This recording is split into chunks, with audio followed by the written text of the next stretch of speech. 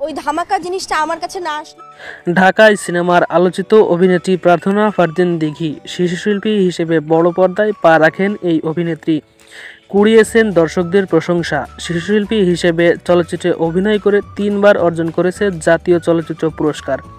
বর্তমানে নায়িকা হিসেবে কাজ করছেন এই অভিনেত্রী। অন্যদিকে ঢাকাই সিনেমার দর্শকপ্রিয় নায়ক শাকিব খান, যার সঙ্গে জুটি বেঁধে হালের প্রায় সব নায়িকাই কাজ করেছেন।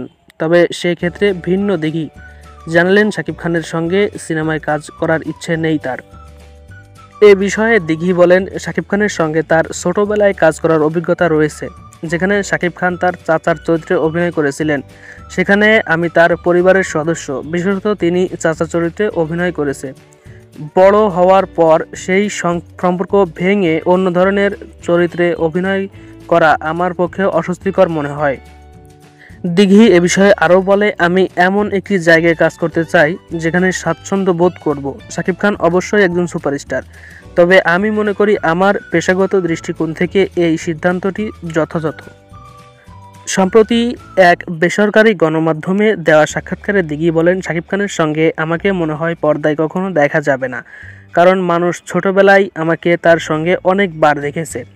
বলিউডে এমন অনেক হয়েছে, কারণ তাদের দর্শকরা অনেক স্মার্ট, কিন্তু বাংলাদেশের দর্শক আরও স্মার্ট। শাকিব খানের সঙ্গে কাজ করতে না পারায় আমার কোনো আফসোস নেই। উল্লেখ করে দিঘি বলেন, আসলে আমার বাবা সবসময় বলে, শাকিবকে তোমার এখন দেখছো সে কি করে, কোথায় যায়, কিভাবে কাজ করে। আমরা সেই আগে থেকেই তার স্ট্রাগল পিরিয়ড দেখেছি। আমরা তখন তার সেই স্ট্রাগল দেখেই বুঝে গিয়েছিলাম শাকিব অনেক দূর যাবে। বাবার মতো আমিও বলি যে এখন শাকিব খানের সিনেমা দেখতে যেভাবে দর্শক হলে যায়, আমি যখন তার সঙ্গে ছোটবেলায় বিভিন্ন চরিত্রে কাজ করেছি ঠিক তখনও দর্শক হলে গিয়ে সিনেমা দেখে প্রশংসা করেছে।